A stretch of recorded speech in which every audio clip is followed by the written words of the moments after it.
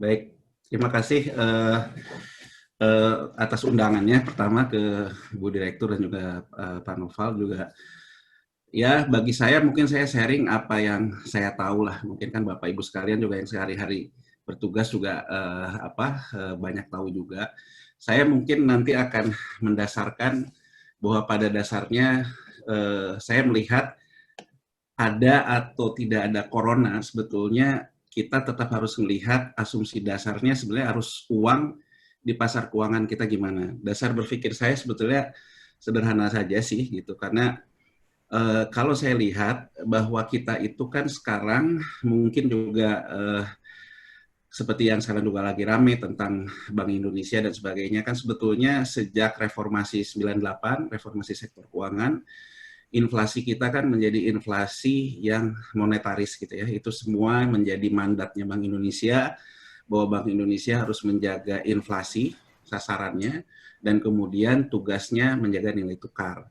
Nah, jadi kan kalau dilihat dari situ, mungkin orang banyak bilang rezim devisa bebas, bahwa intinya adalah bahwa kita tidak mengharamkan impor, juga mendorong ekspor melalui mekanisme nilai tukar gitu. Inflasinya di moneter. Nah, menurut saya setelah dari situ perkembangan makro kita sangat ditentukan oleh posisi nilai tukar karena menjadi mandat BI. Ini juga mungkin yang menurut saya banyak disoroti orang terhadap peran Bank Indonesia terhadap pertumbuhan, karena Bank Indonesia seolah-olah dia di single mandat untuk menjaga nilai tukar sebagai alat dia dalam menjaga inflasi. Sementara kan dalam faktor inflasi ada faktor pertumbuhan, ada faktor penyerapan lapangan kerja dan sebagainya. Jadi kalau saya lihat bahwa misalnya The Fed, Bank Sentral Amerika Serikat, mandatnya kan sebetulnya untuk menjaga pertumbuhan dan juga penyerapan lapangan kerja. Nah, jadi kalau menurut saya nggak tahu berkembangnya gimana. Kalau saya lihat di DPR mau merevisi Undang-Undang Bank Indonesia, memperluas mandat, tapi ada juga isu yang berkembang, ada Dewan Moneter dan sebagainya. Mungkin itu nanti saja. Nah, sekarang karena arus monetaris itu, saya sendiri ada penelitian saya menggunakan banyak variabel gitu ya. Satu, saya melihat ada 3 persamaan yang saya buat gitu ya dengan metode pertama adalah saya melihat sebetulnya BI rate sendiri fungsinya dalam hal ini kan BI rate kalau kita lihat fungsinya lebih kepada ITF, Inflation Targeting Framework. Jadi artinya bahwa BI rate yang ditetapkan oleh otoritas moneter itu tujuannya adalah mendrive inflasi ke arah yang diinginkan oleh otoritas moneter. Jadi artinya bahwa BI rate yang diputuskan oleh rapat Dewan Gubernur. Nah, jadi saya melihat pertama, apakah fungsi BI rate secara long term itu bisa menjaga mandatnya dalam menjaga inflasi. Kemudian kalau kita lihat di Undang-Undang Bank Indonesia, karena inflasi itu dijaga oleh nilai tukar, maka saya juga lihat faktor BI rate terhadap fluktuasi kurs nilai tukar harian. Nah, kemudian perannya lagi kan sebetulnya mendorong ekspor impor gitu. Jadi saya lihat bagaimana perannya terhadap ekspor impor. Kedua, yang kemudian BI rate juga kan menjaga uang beredar, baik itu uang beredar di masyarakat yang fisik, yang M0, maupun uang beredar di perbankan M1, kan fine tuningnya di situ untuk menjaga inflasi.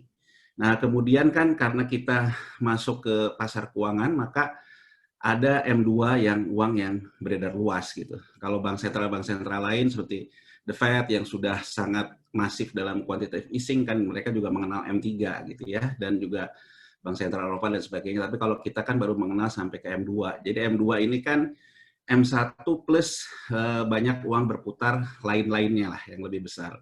Nah, jadi saya lihat juga faktor M2 itu sebetulnya driver penggeraknya dari mana, apakah dari uang yang diperbankan yang M1 atau juga dari volatilitas kurs rupiah dan US dollar. Jadi begini Bapak Ibu sekalian, berdasarkan pemahaman dan pengalaman saya selama di bursa, jadi saya sebelumnya tahun 97 sampai 2005 saya di bursa ngurusin pengawasan pasar dan juga pemeriksaan terhadap insider trading dan manipulasi pasar. Jadi selama saya bertugas untuk mengurusi manipulasi pasar dan insider trading, saya lihat bahwa pada ujungnya sebetulnya pasar keuangan kita dalam hal ini saham, sebetulnya tipis gitu. Jadi dengan kata lain, kalau orang bilang menggoreng saham, sebetulnya lawannya ya 4L lah, dia lagi. Jadi uang itu hanya berputar di antara mereka. Itu yang disebut dalam Undang-Undang Pasar Modal tentang transaksi semu dan sebagainya. Nah, selama itu saya bertanya sebetulnya kalau kayak gitu untungnya dari mana gitu. Nah, setelah saya lihat dalam jangka waktu yang cukup panjang, ternyata bahwa saham berfluktuasi itu mendorong fluktuasi nilai tukar kita di pasar spot. Jadi artinya antara saham yang misalnya hari ini kan sebetulnya sentimen misalnya yang big cap yang besar-besar didorong ke arah auto rejection. Kan auto rejectionnya kalau yang big cap ada di 5%-an. Jadi kalau kita lihat tadi pagi misalnya gudang garam gitu. Gudang garam kan langsung dihantam turun ke 5%. Kemudian BCA misalnya juga dihantam turun ke arah 5%. Semen Gresik dan sebagainya diturun di bawah 5%. Nah, sentimen ini selalu dibawa turun ke bawah, itu biasanya trade to trade ke sentimen pasar uang antar banknya. Itu yang saya amati. Jadi kalau saya lihat bahwa sebetulnya volatilitas yang dicari adalah arbitrase perdagangan antar pasar. Jadi artinya bahwa asing menggunakan underlying-nya di saham dan kemudian underlying-nya ini kalau kita bicara sebelum Departemen Keuangan menempuh surat berharga negara yang bisa diperdagangkan di pasar. Nah, kalau yang setelah diperdagangkan di pasar kan itu ditempuh setelah 2008. Nah, kalau setelah 2008 sebetulnya posturnya juga berubah. Ada volatilitas yang datangnya dari perdagangan sekunder surat berharga negara. Jadi, Bapak Ibu sekalian, kalau dilihat di sini, saya lihat juga volatilitas rupiah, kemudian saya lihat juga faktor selisih suku bunga antara BI dan Fed rate, karena orang bilang dulu masuk ke negara berkembang karena ada selisih suku bunga. Kemudian saya lihat juga volatilitas obligasi swasta. Jadi maksudnya swasta, dan dalam hal ini obligasi BUMN pun termasuk obligasi swasta kalau dalam penelitian saya. Kan kalau Bank Indonesia memisahkan antara korporasi swasta dan korporasi BUMN. Kalau saya obligasi swasta adalah gabungan obligasinya BUMN dan juga obligasinya swasta. Jadi boleh dibilang obligasi korporasi. Kemudian volatilitas obligasi pemerintah dan kemudian setelah tahun 2008 The Fed kan mengeluarkan kebijakan baru yang disebut quantitative easing. Jadi saya juga ngelihat kebijakan quantitative easing The Fed yang mengelola antara supply dan absorb ke market yang biasanya dilakukan oleh mereka di hari Rabu setiap minggunya, dan juga respon BI dalam operasi pasar terbuka. Jadi kalau dilihat di persamaan M2 ini, saya melihat faktor psikologis volatilitas di pasar, di underlying saham, underlying obligasi pemerintah, underlying obligasi korporasi. Dan kemudian pengaruhnya ke pasar uang spot di rupiah, US dollar, dan kemudian saya melihat respon BI dalam melakukan operasi pasar terbuka, dan juga aliran arus uang keluar masuk dari quantitative easing the Fed yang selalu dilakukan setiap minggunya. Nah, dari dua persamaan ini, jadi artinya ketika persamaan pertama, yang BI rate itu kan ada yang disebut dengan BI rate yang belum terserap sepenuhnya oleh kebijakan bunga yang dikeluarkan oleh BI. Itu kan saya masukkan juga ke dalam faktor dia terhadap M2. Nah, dari dua faktor makro ini, baik dari BI rate maupun dari M2, ini saya lihat ke CAR-nya perbankan, termasuk juga dengan pengaruhnya dengan strategi internal perbankan dalam melakukan rasio-rasio keuangan dan sebagainya. Ini penelitian yang saya lakukan. Nah, intinya Bapak Ibu sekalian dalam presentasi saya ke belakang, bahwa kunci dari yang saya temukan dalam penelitian saya, satu, arus uang beredar di Indonesia itu kuncinya di M2. Jadi kalau menurut saya, kalau sekarang semua orang bicara likuiditas perekonomian, termasuk kita ngomong tentang stabilitas sektor keuangan, sepanjang M2-nya bertumbuh, kalau berdasarkan penelitian jangka panjang yang saya lakukan, sebetulnya kita tidak punya masalah likuiditas. Nah, cuman yang jadi masalah, suka nggak suka, drivernya itu sebetulnya dari yang orang bilang soal cetak uang. Nah, di sini memang ada soal misleading yang cukup besar, Bapak Ibu sekalian. Orang menganggap bahwa cetak uang itu adalah seolah-olah hampir semua bank sentral ataupun yang sekarang dibilang burden sharing lah antara Bank Indonesia dan BI, kemudian isu tentang independensi Bank Indonesia.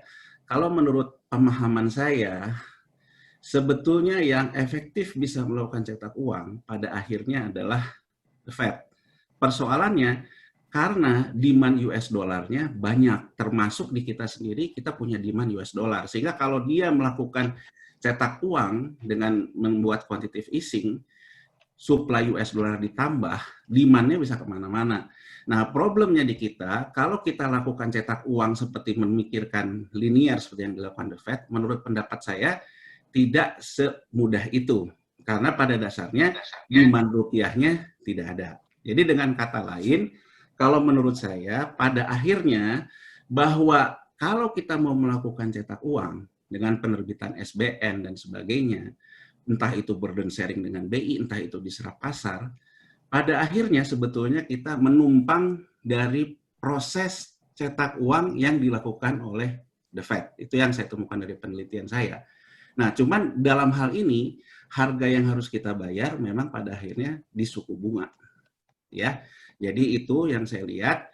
Nah, mungkin kita bahas, mungkin ini saya mulai di awal dari asumsi saya. Jadi agar Bapak Ibu sekalian mungkin yang ingin saya sampaikan bahwa pendapat saya tentunya tidak lepas dari asumsi saya. Mungkin kalau Bapak Ibu undang yang lain kan pasti punya asumsi sendiri. Nah, kalau asumsi saya dalam melihat persoalan mau ada nggak ada corona, maka kita harus melihat sisi ini. Nah, mungkin pertama begini, ada indikator yang selalu dikatakan tentang harga minyak. Nah, harga minyak ini kan indikator apakah sentimen pasar keuangan itu akan bergerak ke arah yang doomsday skenario. Dengan kata lain gini Bapak Ibu sekalian, kalau di pasar keuangan ini sebetulnya dia juga tidak mau naik terus. Dia selalu membutuhkan juga yang namanya skenario untuk jatuh ke bawah. Kenapa begitu? Karena pada dasarnya bahwa mereka yang namanya cetak uang sebetulnya membuat spread antara base bid dan base ask. Jadi base bid itu adalah harga beli terbaik, base ask harga jual terbaik. Jadi kalau misalnya harganya sudah terlalu tinggi, dia mau jual di atas, dia pasti akan melakukan koreksi sendiri dengan ke bawah. Disitulah selalu mereka membutuhkan isu-isu besar untuk koreksi ke bawah. Nah, selama ini bahwa selalu yang digunakan adalah harga minyak.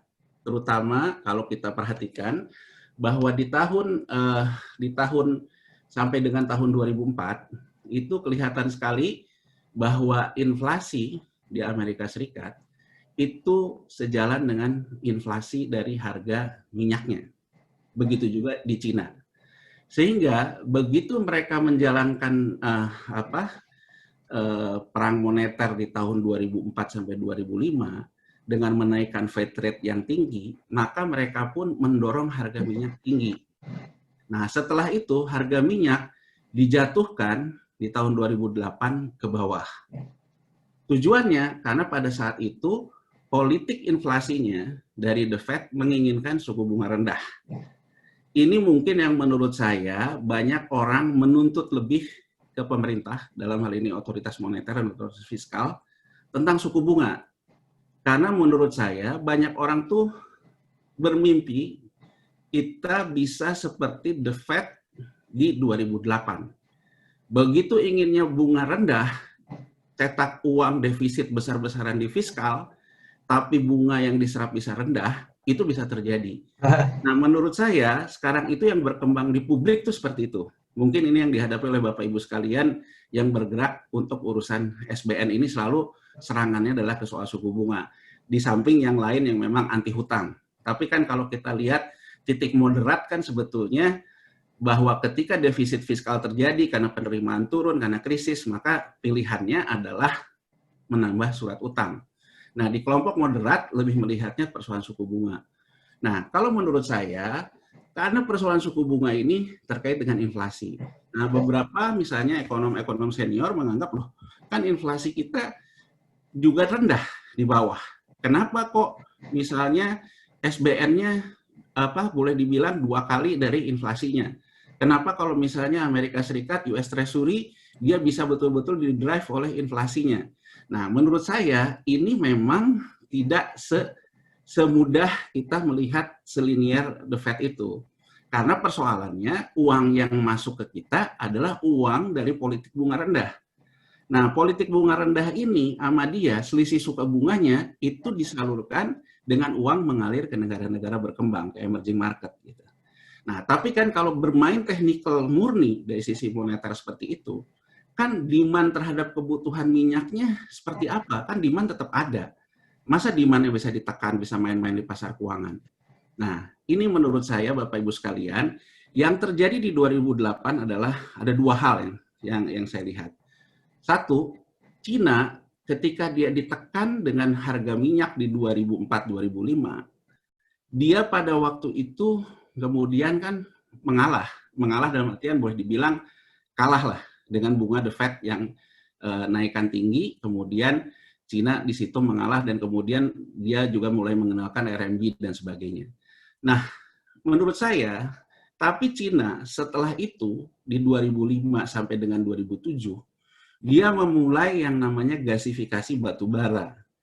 Jadi batu bara yang ada di dia, yang banyak itu, dicoba untuk dijadikan gas.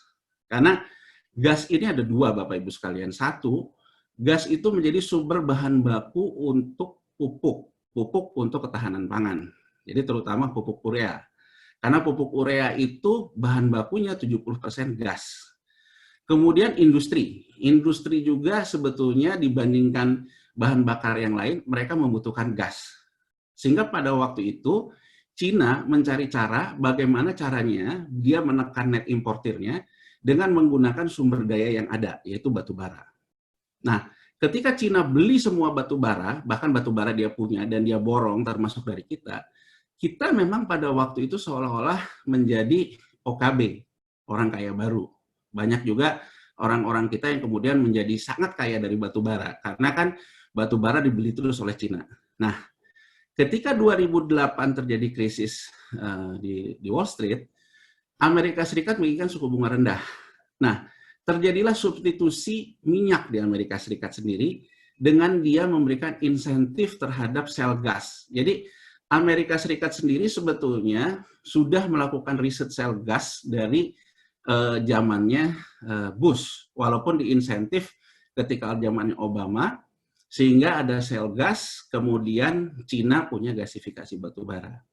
Nah, poinnya pada waktu itu, bahwa Amerika Serikat menekan harga minyak, kemudian energi domestiknya disubstitusi oleh sel gas yang ada di angka sekitar 1,5 sampai 2 US dollar MMBTU. Nah, gasifikasi batu baranya Cina harganya di berapa? Di 2 sampai 2,4 US dollar per MMBTU. Nah, jadi harga minyak dan semuanya itu didorong jatuh oleh sentimen substitusi sel gas maupun batu bara. Nah, mulai dari situ sebetulnya harga minyak yang dalam artinya crude oil sudah tidak lagi terlalu elastis terhadap inflasi. Nah, problem kita mulai terjadi juga di situ. Karena pada akhirnya ketika batu baranya didesak turun, ya kita punya masalah juga di sisi ekspor kita. Nah, kalau kita misalnya mengatakan, kalau gitu kan batu bara kita banyak. Kenapa sih kita nggak ini batu bara? Nah, problemnya sampai hari ini, yang namanya gasifikasi batu bara di kita itu masih dalam proses wacana gitu. Jadi bedanya kalau Cina ketika memang terjadi perang dagang dan juga perang moneter setelah 2008 di mana The Fed menerapkan politik bunga rendah dan juga ada substitusinya, Cina memang udah siap, dia sendiri punya gasifikasi. Nah, kita pada waktu itu batu baranya punya, tapi gasifikasinya tidak punya. Nah, ini kalau kita lihat Bapak Ibu sekalian, dalam policy rate yang dilakukan oleh Bank Sentral, kan yang namanya rate itu policy rate. Jadi Fed rate mengatakan bahwa inflasi itu adalah kalau Keynesian yang Keynesian kan selalu kompensasi inflasi. Jadi nggak mungkin saya memuarkan Fed rate 2% kalau inflasinya 2,5%. Itu nggak mungkin. Pasti terjadi crowding out juga di uang M1-nya. Jadi selalu bahwa yang namanya policy rate, Fed rate selalu mengkompensasi inflasi. Gitu ya. Nah, kalau kita lihat bahwa ketika sebelum era quantitative easing, bahwa Fed rate itu memang seolah-olah selalu memberikan di atas suku bunga. Nah, setelah quantitative easing sebetulnya kalau kita lihat bahwa Fed rate sebetulnya berada di bawah yang namanya inflation rate di Amerika Serikat. Nah, kalau kayak gitu, terus orang dari mana dong kompensasinya? Di tengah inflasinya naik, suku bunga diturunin. Nah, ini kemudian yang saya lihat mixed policy yang dilakukan oleh Bernanke. Bernanke dia menawarkan konsensus kepada pemerintah, White House maupun ke Senat, ke Kongres untuk membuat quantitative easing. Jadi dia melakukan mixed policy dengan alirannya si Friedman yang monetaris. Jadi dengan kata lain, bahwa suku bunganya rendah, tapi saya akan memberikan supply ke market, ya ibaratnya saya bandarin deh marketnya, melalui instrumen surat utang pemerintah Amerika Serikat, mereka kasih, kemudian The Fed kasih uangnya, dalam jangka waktu tertentu harus balik, itu repo, ada juga yang swap, jadi swap itu tukar-menukar surat hutang, macam lah, ada beberapa model quantitative easing yang dilakukan. Nah, itulah Bapak Ibu sekalian menurut pemahaman saya yang dikatakan money printing ataupun cetak uang. Jadi dengan kata lain bahwa dia di saat yang sama likuiditasnya sebenarnya diganggu dengan suku bunga di bawah inflasi. Tapi yang dia lakukan adalah bahwa saya akan memberikan likuiditas lain ke pasar, tapi Anda harus berbagi keuntungan. Jadi boleh dibilang bandarnya jadi The Fed. Yang tadinya bandarnya di market, bandarnya sekarang The Fed. Nah, instrumen buat dia ngebandar itu surat utang pemerintah Amerika Serikat dengan berbagai macam lah. Ada employment fund, ada macam-macam surat utang yang dijadikan underlying. Nah, itu yang mengakibatkan terjadilah cetak uang. Nah, kemudian bahwa yang namanya quantitative easing itu kan kalau Bapak Ibu sekalian perhatikan itu konsensus yang ditempuh dalam konsensus.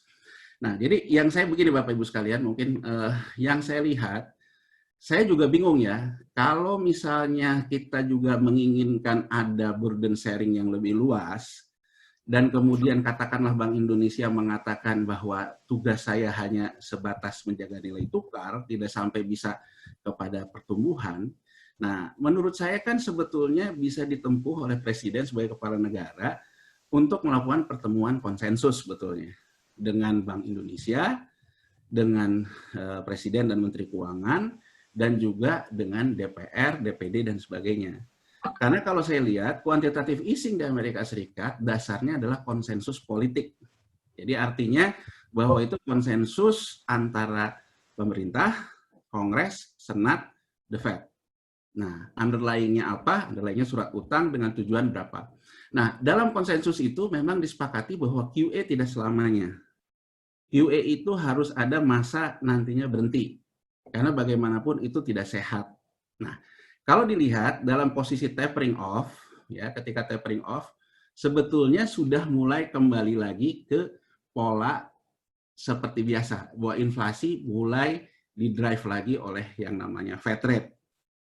Sehingga orang banyak bilang bahwa suku bunga Amerika Serikat akan normalisasi. Karena kalau dilihat di situ, bahwa intinya The Fed tidak lagi mengeluarkan stimulus, kemudian bermain suku bunga. Nah, jadi kalau dilihat oleh menurut saya Bapak Ibu sekalian, sebetulnya posisi sekarang suka nggak suka, kalau menurut saya bahwa ada dominan central bankers.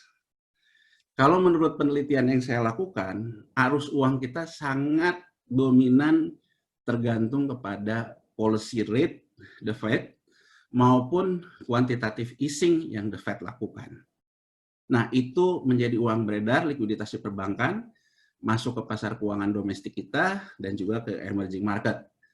Nah, jadi Bapak Ibu sekalian, kalau di tahun 2002 sampai 2005, bahwa uang yang masuk ke market kita, orang yang bilang investasi asing dan sebagainya, itu memang sangat dipengaruhi oleh Fed rate.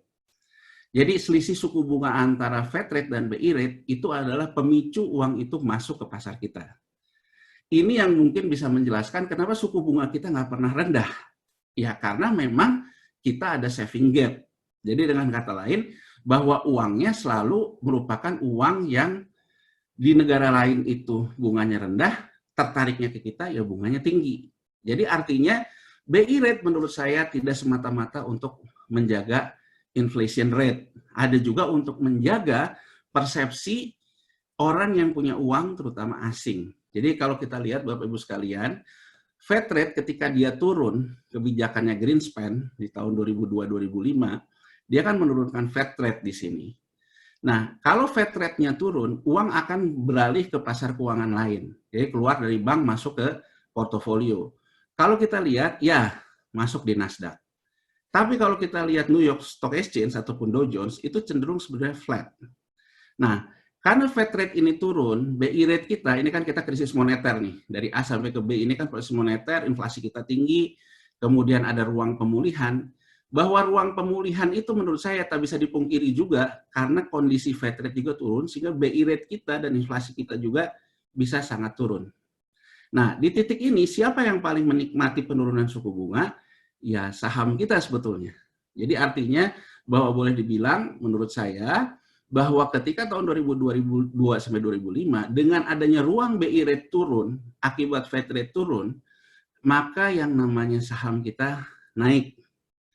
Nah, ini mungkin yang orang katakan sampai hari ini bahwa kok perannya ke sektor real nggak ada, yang ramai hanya di pasar keuangan saja. Ya menurut saya banyak hal yang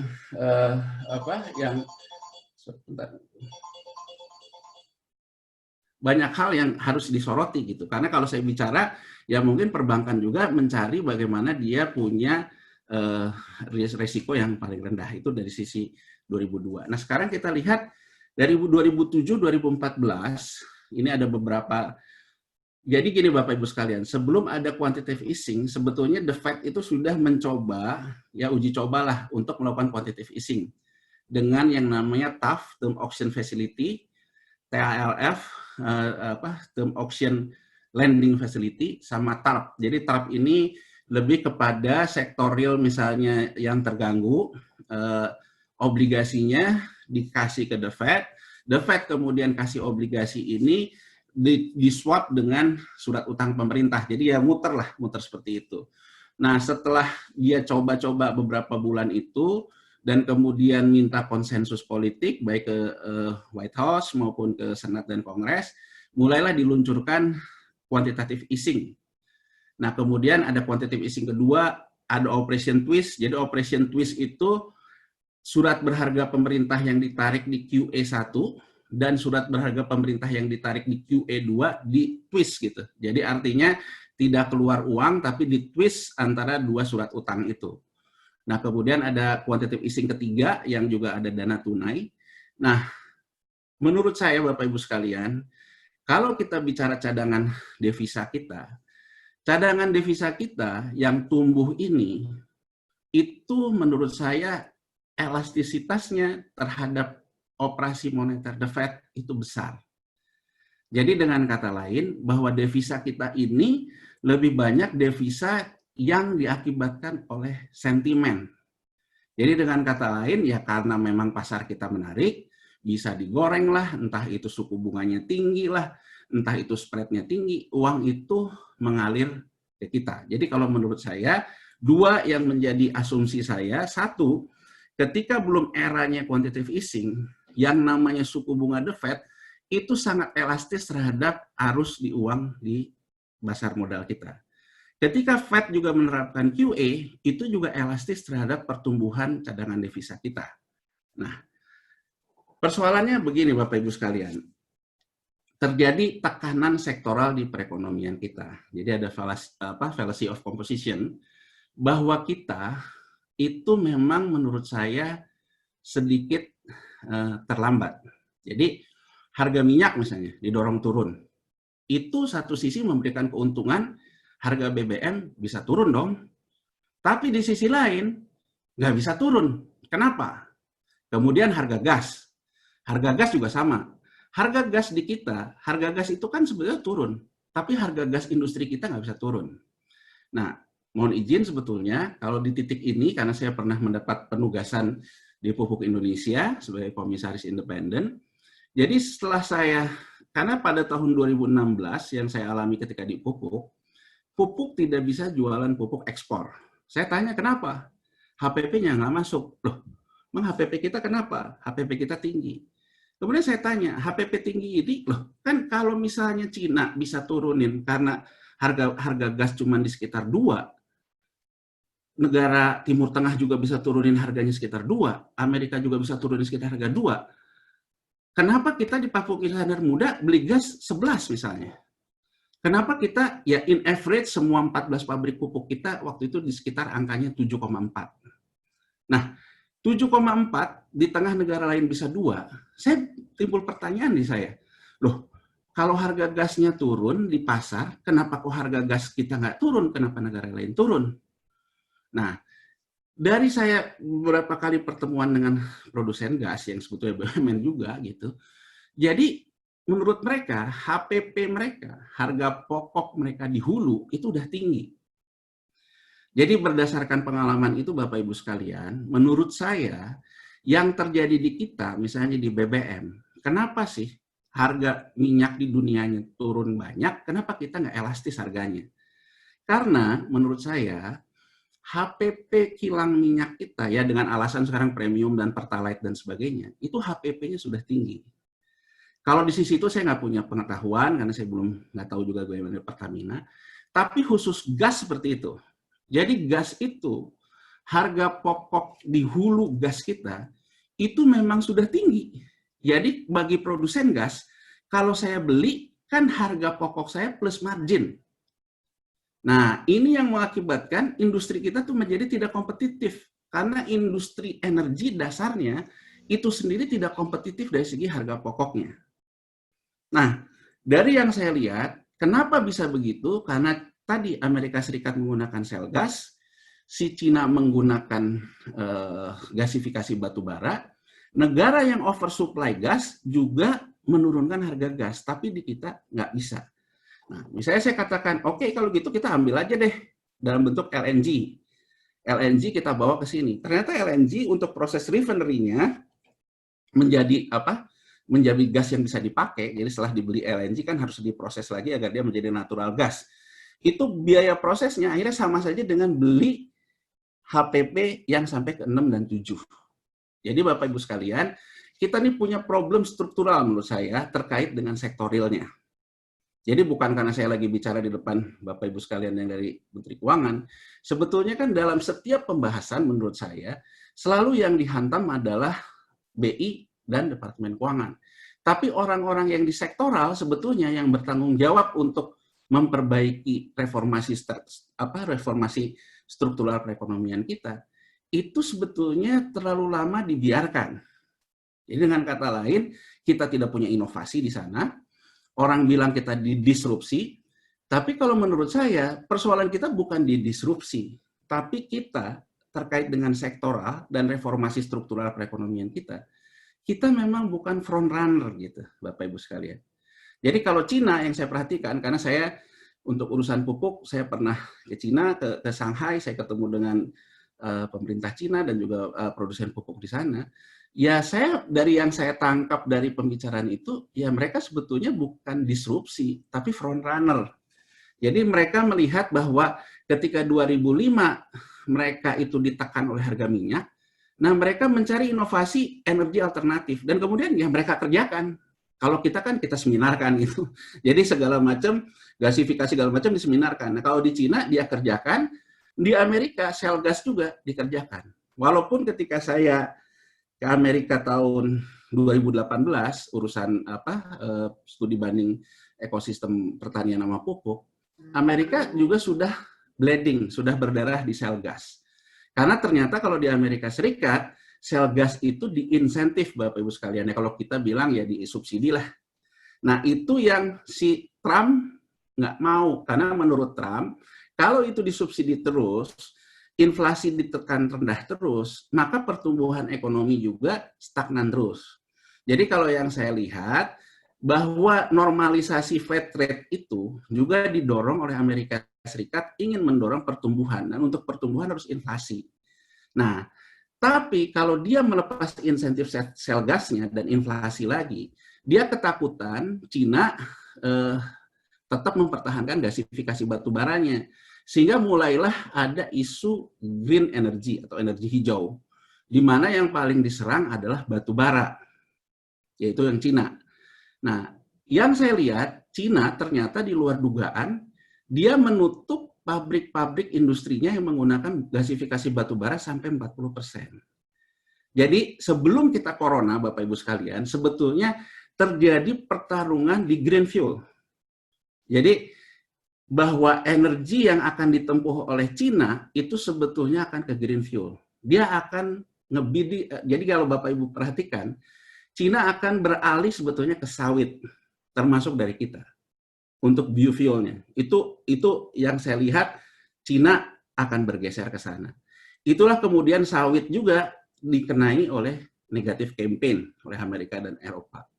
Di Amerika Serikat sendiri yang disebut dengan green fuel itu lewat jagung. Jadi Bapak Ibu sekalian, kalau di Amerika Serikat yang disebut ketahanan pangan itu jagung, karena dia makannya protein. Jadi pakan ternak itu dari jagung. Nah, sehingga karena dia untuk urusan ketahanan pangan, jagungnya oversupply. Nah, jagung yang oversupply dari pertanian di Amerika Serikat itu dijadikan green fuel. Nah, kemudian di negara-negara Skandinavia, Norway, dan sebagainya, mereka punya bunga matahari.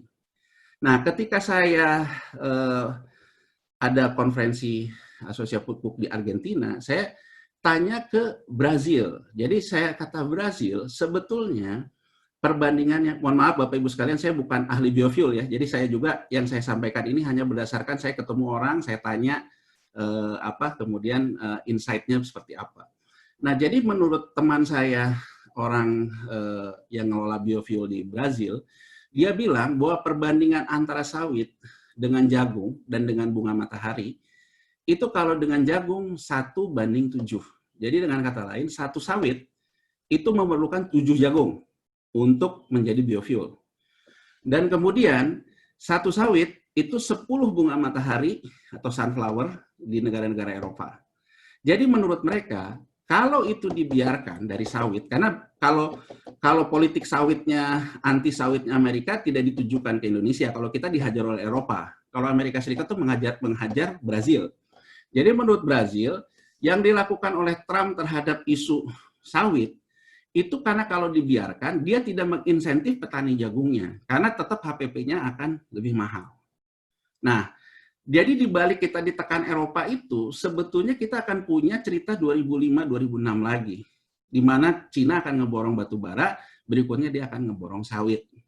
Nah, di tengah pertarungan gesek-gesekan seperti itu, sebetulnya Pertamina juga meriset, Pertamina dan Pupuk Indonesia, meriset untuk bagaimana hilirisasi sawit. Nah, cuman kalau kita lihat di kita ini jalannya tuh stagnan dengan banyak kepentingan yang saya lihat. Ada importir minyak mentahnya lah, ada segala macam lah. Jadi banyak kepentingan. Sehingga begitu negatif campaign dari Eropa tetap menginginkannya tuh ekspor sawit gitu, bukan hilirisasi. Nah, sedikit tertolong ketika Cina mulai agresif beli sawit. Nah, sebetulnya posisi kita yang dalam tekanan sektoral di 2018 karena Fed rate naik lagi, normalisasi dan sebagainya, ini sebelum corona ya Bapak Ibu sekalian, sebetulnya kita juga ditekan sawit, tapi sebelum COVID di sekitar bulan November sampai Januari, sebetulnya ada sinyal positif dari harga sawit yang terus dibeli Cina. Nah, jadi sebelum COVID itu sebetulnya terjadi perang yang cukup menarik di green fuel ataupun di biofuel antara Cina dan Amerika. Nah, jadi kalau kita lihat, mau ke depannya kita lihat gimana, menurut saya bahwa insentif yang akan dilakukan oleh pemerintah untuk kepada energi biofuel, ya memang kalau menurut saya sih ke depannya akan bertarung di situ, baik Cina maupun Amerika Serikat. Cuman saya belum tahu Bapak Ibu sekalian, kita ini mau biofuel yang mana. Karena begini, kalau kita bicara B30, ya seperti yang sekarang menjadi program PEN itu mendorong ke B30. Kalau ke B30 itu sebetulnya kita tetap membutuhkan yang namanya metanol. metanol kita itu sebetulnya boleh dibilang trade defisit. Jadi betul Chandra Asri bisa buat metanol, kemudian ada Pertamina juga mau buat metanol. Tapi trade-nya tuh trade negatif sebetulnya. Kita lebih banyak impor metanol dibandingkan ekspor metanol. Nah, dalam posisi seperti itu, Teknik Kimia ITB itu menawarkan untuk langsung lift ke 100. Nah, kalau lift dari ke B100 itu memang menggunakan katalis. Mungkin Bapak Ibu sekalian juga sudah pernah baca yang ITB lakukan katalis merah putih. Jadi, katalis itu akan mensubstitusi impor metanol. Nah, kenapa nggak langsung ke 100? Menurut pemahaman saya, di B30 pemain importer metanol juga banyak. Termasuk Bapak Ibu sekalian, teman-teman kita yang ada di DPR lah gitu. Jadi mereka adalah importir metanol. Kemudian ada yang importir BBM. Jadi kebijakan energi kita selalu gagal untuk melakukan front running karena persoalannya banyak kepentingan yang ya kita sama-sama tahu lah. Ya usah kita perpanjang lah. Kita sama-sama tahu bahwa yang terjadi seperti itu. Nah, ini Bapak Ibu sekalian yang saya lihat bahwa kita tuh terjadi fallacy of composition gitu. Jadi ekonomi kita didrive oleh secara makro, bagaimana makro kita perkuat, makro prudensial lah, makro segala macam. Tapi sebetulnya kita tidak doing nothing di mikro. Sehingga begitu sekarang misalnya kita ada tekanan COVID ini, terkonfirmasi. Jadi penyakit ini menurut saya penyakit yang memang sudah ada. Memang kita secara mikro itu terlambat bergerak. Nah, sekarang melihatnya kan mau bagaimana? Kita ada yang orang melihatnya disrupsi. Saya sih tetap berkeyakinan kita bukan terdisrupsi sih. Bahwa kita memang selalu terlambat bergerak. Jadi, kalau kita poinnya adalah sekarang melihat ini adalah great reset, jadi artinya kita riset deh gara-gara ada COVID, ya maka menurut saya harusnya ya kita berpikir front running-nya mau kemana. Itu yang harus kita perbaiki di samping persoalan pembiayaan yang tepat Bapak Ibu sekalian. Jadi nggak nyambungnya kan selalu di sini Bapak Ibu sekalian yang saya lihat. Kita mau defisit. Defisit ini untuk apa? Kalau kayak di Amerika Serikat saya lihat defisit satu untuk unemployment fund karena dia ada mandat bank sentral untuk menjaga yang namanya penyerapan pengangguran. Unemployment fund costly, tentu buat bank sentral ketika pemerintahnya mengeluarkan defisit, mengeluarkan surat utang yang tujuannya untuk bansos lah kalau di kita, itu pasti akan costly. Dengan kata lain, harapannya lebih kepada mencegah krisis sosial. Tapi dalam beberapa hal, ketika dia menginsentif misalnya sel gas, itu juga menerbitkan surat utang. Tapi hitungannya hitungan produktivitas di masa depan, dengan tujuan meningkatkan tax ratio di masa depan. Nah, mohon maaf, mohon izin, menurut saya, kita terobosannya belum melakukan pemetaan sebetulnya defisit kita ini buat apa aja. Jadi dengan kata lain, boleh dibilang gelondongan defisitnya berapa, gelondongan kita keluarin. Jadi ini yang menurut saya sih, saya nggak terlalu menyalahkan juga yang di makro ya, dalam hal ini Departemen Keuangan dan juga Bank Indonesia. Nah harusnya kan memang ada inisiatif mikro juga. Jadi di sini yang menurut saya persoalan kita hari ini tuh itu. Jadi kalau kita sekarang mau defisit pakai surat utang, harusnya dari sisi belanja mikronya itu sudah ada terobosan. Entah itu misalnya mau reformasi struktural pertanian. Berarti Departemen Pertanian dia punya dong konsepnya memperbaiki irigasi kah, memperbaiki hara tanah kah, memperbaiki benih kah. Nah, tujuannya apa? Kalau itu nanti terperbaiki, kita akan memperbaiki GDP kita dari pertanian, tidak hanya dari pertanian pangan misalnya. Ada pertanian industri, ada jasa pertanian. Nah, narasi seperti itu kan harus ada menurut saya. Sehingga akhirnya bahwa pembiayaannya digunakan oleh SBN, itu akan ada yang nyambung. Tapi sisi lain, kita kan harus mengatasi dulu krisis nih. Karena persoalan COVID, harus ada BLT, Bansos, dan sebagainya. Ya itu harus diserap juga. Nah, ini yang menurut saya menjadi catatan sebetulnya sektoral kita tuh kurang ditata. Jadi kita betul-betul mengandalkan orang-orang makro. Tidak ada orang-orang mikro yang kelasnya itu front running gitu. Jadi semua ditumpukan ke makro gitu. Jadi kalau ada apa-apa makro aja gitu yang dilihat. Nah, ini yang tadi saya udah jelaskan ini. Jadi artinya harga di kita tuh nggak elastis, ini faktornya adalah HPP Bapak Ibu sekalian. Jadi kalau Bapak Ibu sekalian ngelihat kenapa tidak efisien, kenapa tidak efektif, HPP kita kegedean. Misalnya ambil contoh di pupuk. Pupuk ketika harga natural gas di dunia itu di kisaran 2 MMBTU, itu yang namanya harga pupuk di pasar internasional itu 175 US dollar. Pupuk kita yang paling rendah HPP-nya adalah pupuk Kalimantan Timur, pupuk Altim. Pupuk Altim yang terendah HPP-nya itu adalah 205. Jadi ketika di tahun 2016, kalau kita jual ekspor, rugi kalaupun mau pakai barangnya pupuk Altim. Sehingga akhirnya barang numpuk. Tapi kenapa terselamatkan? Ya karena ada untuk ngurusin subsidi di pasar domestiknya. Nah, jadi kalau kita lihat Bapak Ibu sekalian, itu semua faktornya HPP. HPP-nya dari apa? 70% diakibatkan harga gas. Meskipun tidak menutup juga, ada juga dari persoalan cost overrun dari ketika pabriknya dibangun. Jadi gini Bapak Ibu sekalian, persoalan di BUMN kita ya saat ini, ketika dulu dia misalnya drilling, ngebuat kilang minyak, harga dalam asumsi dalam apa namanya perencanaan direncanakan begini. Nah, rencana pasarnya tidak tercapai, misalnya saya ambil contoh Bapak Ibu, ketika kita membangun pabrik pupuk baru untuk revitalisasi pabrik pupuk lama. Itu dibangun, ada yang pabrik baru di Kalimantan Timur, ada pabrik baru di Sriwijaya, dan sebagainya. Kalau kita lihat feasibility study-nya, asumsinya harga pupuk ureanya di 400.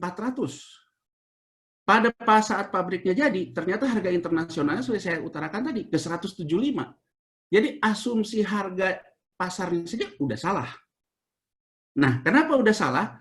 Karena ternyata kalau kita lihat, oh itu bukan salah kami dong, itu salah produsen gas. Betul.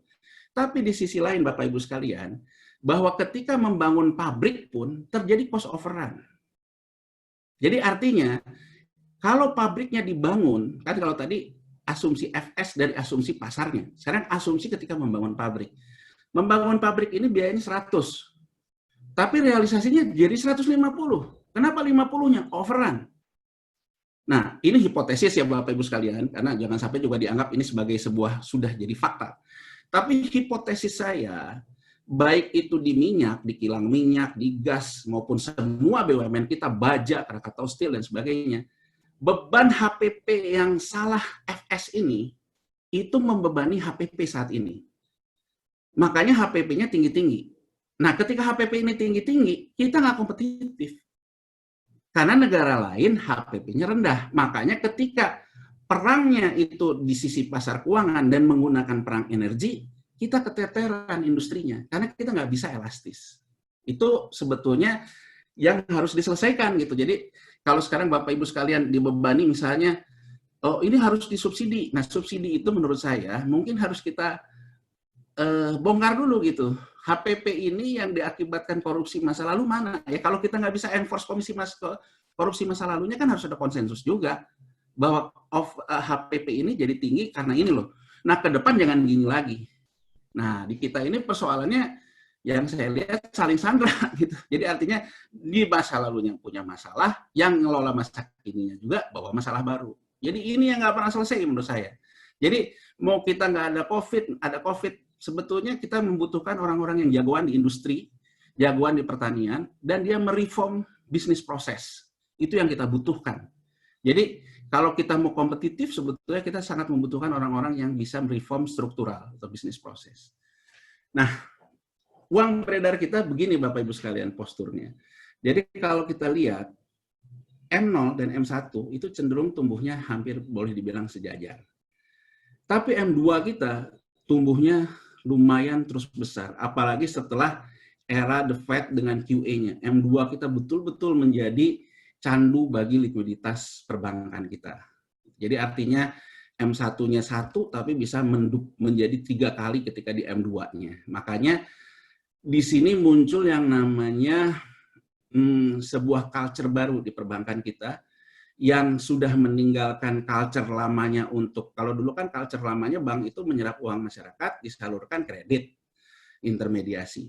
Dengan postur seperti ini, bank keuntungannya lebih digunakan dari treasury. Gitu. Jadi artinya bahwa ini menjelaskan bahwa culture perbankan kita lebih membuat uang yang ada dalam liquidity-nya disekolahin terus-terusan gitu. Disitulah dia dapat untung. Nah, ini nggak usah ini dari sisi ini aja. Ini yang tadi saya udah jelaskan, yang saya lihat. Nah, ini di samping saya melihat long term-nya, saya juga melihat sebetulnya mengeksperimental. Setiap kita ada fluktuasi di pasar keuangan, apa sih yang terjadi? Nah, kalau sampai 2014 kita ada tiga peristiwa yang mengakibatkan terjadinya fluktuasi. Jadi saya ingin melihat sebenarnya ketika kita terjadi fluktuasi itu apa sih yang terjadi di perbankan kita, apa sih yang terjadi di M2 kita, di mana sih uangnya gitu. Jadi kalau sekarang Bapak Ibu lihat sekarang bahwa kita ada tekanan, ya sebetulnya cerita baru terhadap fluktuasi dan sebagainya. Dan saya juga membagi midterm karena sejak 2008 Menteri Keuangan kan membuat surat utang negara bisa diperdagangkan di pasar sekunder. Nah, Bapak Ibu sekalian, ini dari sisi BI rate-nya. Jadi BI rate kita, kalau kita lihat, BI rate itu bisa nggak menjadi komponen untuk mengkompensasi inflasi? Secara long term, ya. Secara midterm 1 itu adalah dari 2002 sampai dengan 2008. Ketika belum ada yang namanya surat utang negara atau surat SBN yang diperdagangkan di pasar sekunder.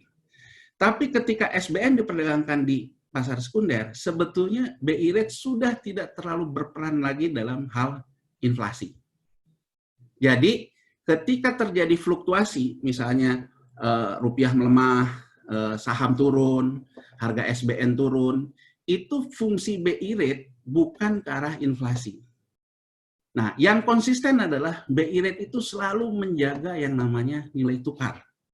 Kalau ditanya ke BI, ya mandat saya kan sesuai dengan undang-undang adalah nilai tukar. Ini mungkin yang buat kesel presiden, buat kesel banyak orang, karena seolah-olah BI sepanjang saya bisa menjaga nilai tukar sesuai dengan mandat saya, dan inflasi juga terkendali, ya saya untuk apa juga mendorong yang namanya pertumbuhan, dalam hal ini misalnya ekspor impor. Karena misalnya saja Bapak Ibu sekalian, kita lihat bahwa sebetulnya BI juga pernah mencoba mendorong yang namanya ketika short term 1 ini, jadi ketika terjadi fluktuasi di tahun 2005-2006, BI sebetulnya sudah melakukan, dia mendorong ke arah pertumbuhannya. Tapi yang terjadi, M0-nya berkurang. Bahkan ketika dia, dengan dia meningkatkan ekspor, tapi M0-nya berkurang. Nah, kalau kita lihat di sini, berarti kan BI dalam hal ini tidak repatriasi. Itu yang orang bilang berarti kan dana ekspornya kemana? Kok didorong oleh kebijakan BI rate yang akomodatif terhadap ekspor, tapi terjadi uang yang berkurang di masyarakat di M0. Ya ini kalau orang bilang soal repatriasi ekspor. Nah jadi Bapak Ibu sekalian, kalau kita lihat BI rate itu buat ngapain? Ya ujung-ujungnya adalah menahan dana asing. Itu kalau kita lihat dari persamaan ini. Nah, kemudian ini yang panjangnya dalam M2-nya. Nah, Bapak Ibu sekalian, kalau kita lihat ketika SBN belum diperdagangkan di pasar sekunder, yang namanya operasi pasar terbuka BI dan juga segala macam, itu lebih kepada yang namanya selisih suku bunga. Tapi Bapak Ibu sekalian, ketika SBN diperdagangkan, sebetulnya faktor selisih suku bunga antara BI dan Fed rate itu sudah bukan merupakan driver utamanya lagi. Ya, cadangan devisa BI naik. Nah, sebetulnya yang menjadi faktor utamanya adalah uang SBN-nya pemerintah. Ini karena datanya banyak, jadi sebetulnya faktor utamanya adalah SBN pemerintah. Jadi tempat Bapak Ibu sekalian ini, SBN-nya, ketika Bapak Ibu sekalian menyerap SBN, dan SBN bisa diperdagangkan ke pasar sekunder, asing itu mengambil SBN bukan lagi saham. Jadi kalau Bapak Ibu sekalian, kalau teman-teman di teman-teman saya di bursa selalu ngomong bahwa ini pemerintah jangan nerbitin SBN terus dong, sahamnya jadi kehabisan. Bahasa terangnya itu seperti ini, bahasa terangnya karena sekarang ada SBN yang namanya hedge fund itu dia nggak tertarik lagi untuk terlalu mainin saham. Jadi yang dia lakukan adalah mengambil SBN di pasar sekunder. Itu yang menjadi alat buat dia masuk ke dalam pasar kita. Jadi kalau sekarang pertanyaannya, kalau misalnya DePu menerapkan SBN, laku nggak di pasar? Laku menurut saya, sepanjang ada stimulus moneter yang dilakukan oleh The Fed dalam hal QE. Karena sekarang juga quantitative easing-nya diperpanjang, menurut saya dari sisi likuiditas, outlook-nya ya akan tetap liquid dari sisi kalau pemerintah nerbitin SBN. Cuman problemnya adalah selisih suku bunganya, itu harga yang harus kita bayar. Nah, Bapak Ibu sekalian, kalau kita lihat perbankan kita ini ternyata dia mengalami masalah karena dia hidupnya dari instrumen makro pada akhirnya. Nah, jadi kalau sekarang misalnya leverage dan juga kemudian surat berharga dan juga cash ratio itu menjadi isu di perbankan. Nah, jadi Bapak Ibu sekalian, yang namanya rasio-rasio perbankan, LDR dan sebagainya itu tidak terlalu dominan. Jadi dengan kata lain, bahwa perbankan ini akan mengalami masalah kalau SBN-nya harganya turun. Jadi mark to market-nya turun. Dia akan mengalami masalah di cash ratio. Ketika dia mengalami masalah di cash ratio, itu ada juga persoalan di surat berharganya, dan ada persoalan bahwa dia membutuhkan pasar uang antar bank, pinjam-meminjam antar bank. Jadi kalau menurut saya, konsep kemarin muncul Bank Jangkar, itu melihatnya dari sisi ini. Karena kalau misalnya ada krisis, terjadi yang namanya jurang likuiditas. Ada bank yang likuiditasnya ada bank yang tidak punya likuiditas. Solusinya apa? Solusinya pinjam-meminjam di perbankan, antar sama bank. Misalnya bank BCA, mau nggak sih dia minjemin ke Bank Bukopin? Ya belum tentu mau, walaupun dia punya likuiditas, karena dia pasti ngelihat resiko. Itu yang kelihatannya coba didorong kemarin oleh Bank Jangkar. Tapi kan tetap perbankannya nggak mau, karena bagi dia itu tetap resiko. Jadi kalau kita lihat, bank kita ini, dia akan punya masalah besar kalau harga SBN-nya yang mark to market turun. Nah, dari kacamata Bank Indonesia saya lihat, dia dua. Satu, dia perlu menyerap pasar perdana yang burden sharing yang dianggap orang cetak uang. Satu sisi, bahwa devisa yang dia kelola juga harus menjaga mark to market car perbankan. Terutama adalah menstabilkan yang namanya SBN di pasar sekunder. Makanya BI selalu mengatakan, cetak uang menurut saya itu adalah GWM. Cetak uang menurut saya itu adalah bahwa saya menstabilkan harga sekunder SBN. Saya habis 500 triliun udah untuk menstabilkan SBN. Itu peran saya dalam hal cetak uang ala Bank Indonesia. Salah nggak? Kalau berdasarkan data, ya memang dia harus lakukan itu. Karena kalau dia tidak lakukan stabilisasi SBN di pasar sekunder, jatuh. Karena perbankan kita akan jatuh. Nah, ini asumsi ekonomi berjalan normal.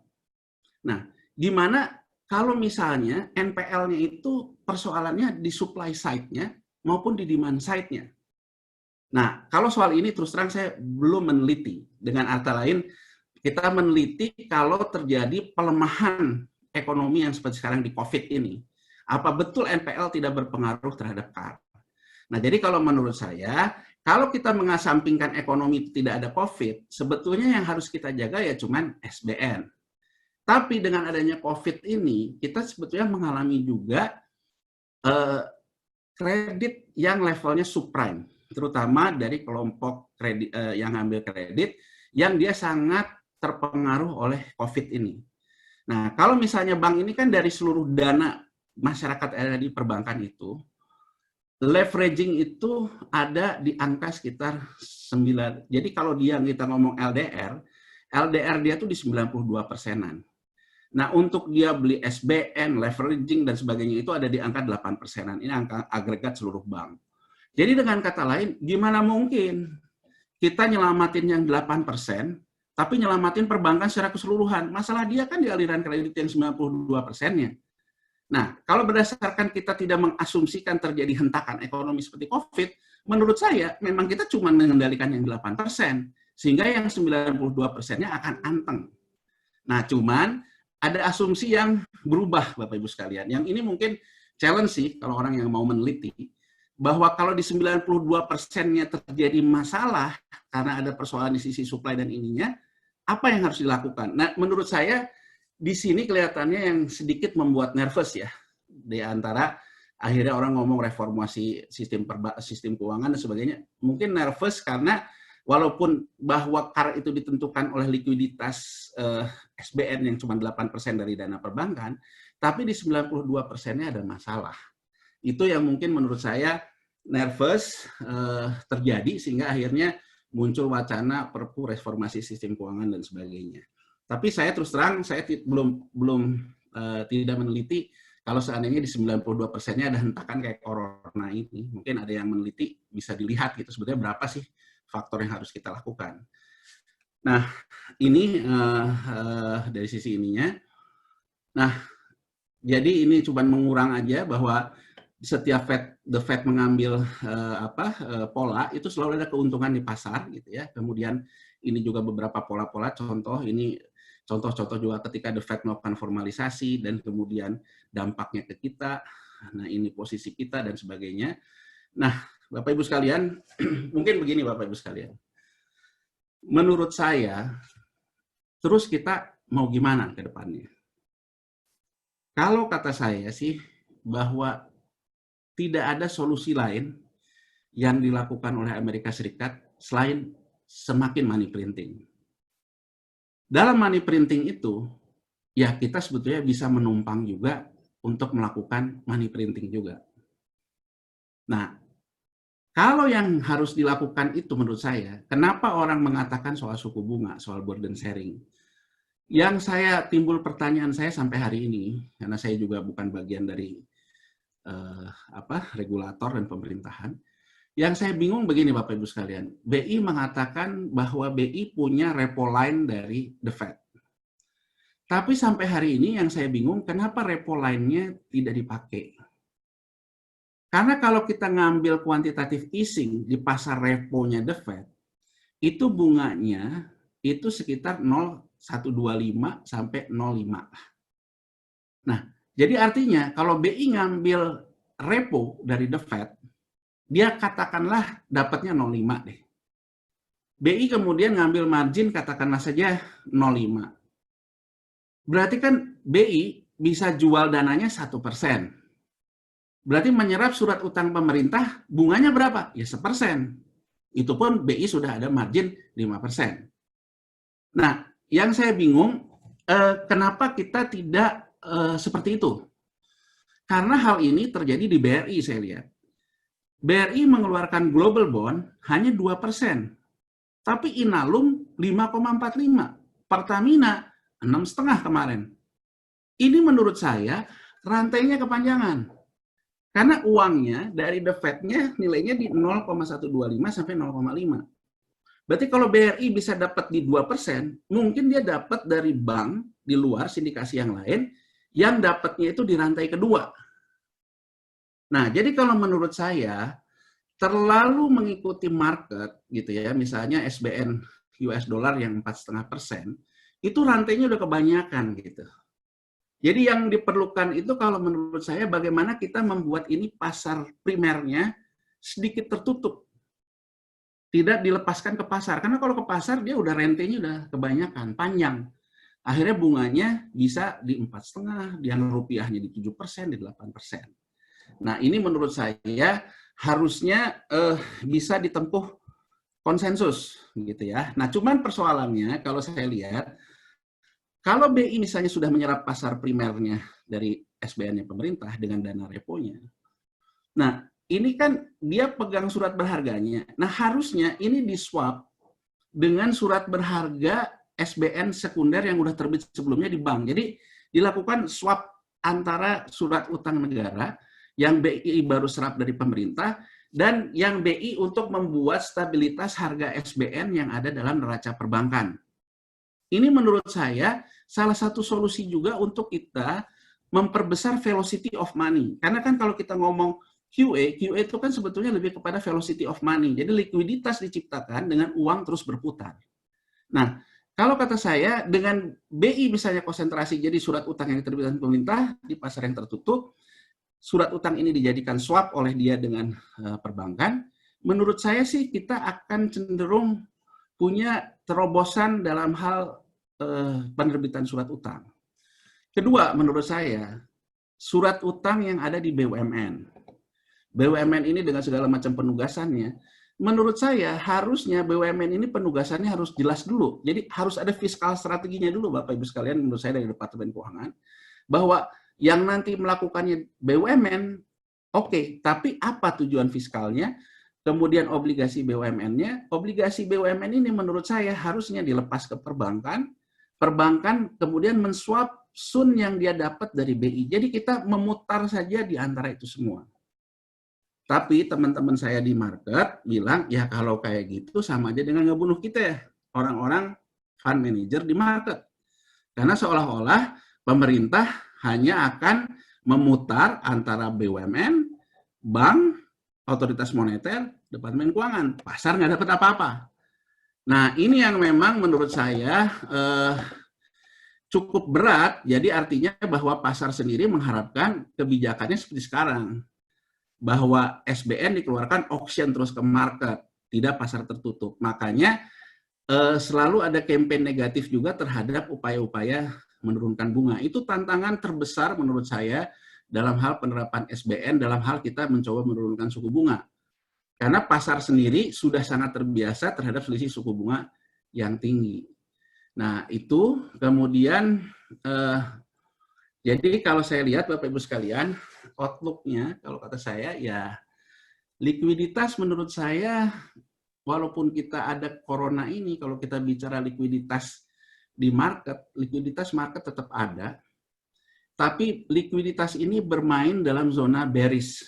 Jadi likuiditasnya kan ada dua, ada likuiditas di era bullish, jadi artinya harganya naik ke atas, pertumbuhan naik, ada likuiditas yang sebetulnya rame, tapi harga asetnya bearish.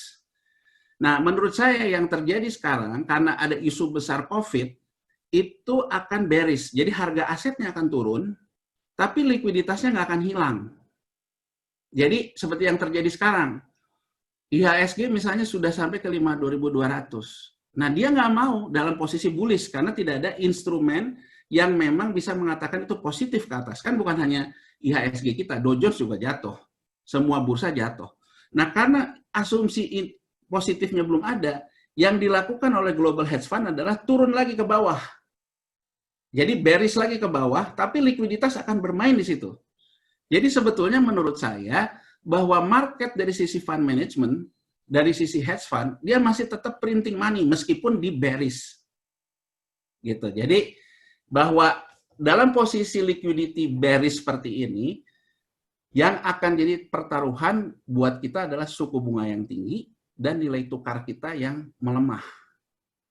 Jadi ini yang memang menurut saya tantangannya gitu.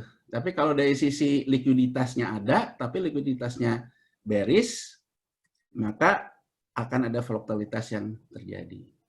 Mungkin sebagai pengantar itu Bapak Ibu sekalian kita bisa diskusi.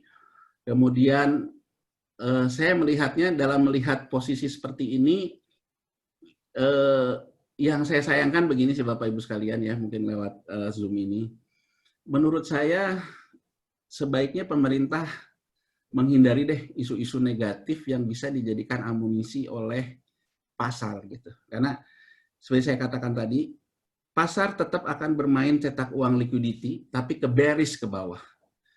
Nah, isu yang muncul misalnya mau terbitin perpu moneter, independensi BI dicabut, ada Dewan Moneter. Menurut saya, kalau kita bermain di sini, pasar dapat amunisi isu negatif. Maka isu negatif ini akan dia pakai untuk menciptakan bottom baru dari posisi bearish yang lebih dalam.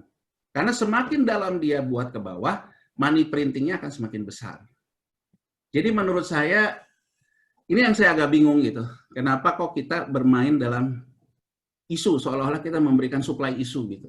Di tengah isunya banyak negatif gitu. Menurut saya, kalau persoalannya adalah kita menginginkan BI lebih berperan dalam pertumbuhan dan sebagainya, kan bisa ditempuh lewat konsensus sebetulnya, tanpa kita mengotak-ngatik persoalan yang menjadi sentimen negatif gitu. Itu aja sih Bapak Ibu sekalian, mungkin kita bisa diskusi gitu sebagai pengantar aja dari saya.